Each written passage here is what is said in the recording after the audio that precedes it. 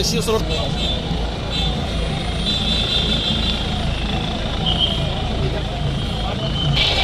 গাড়ী ওলাব এইকেইটা নাই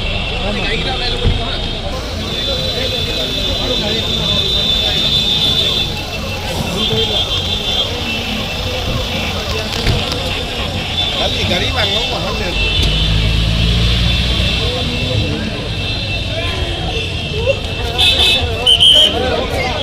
হয়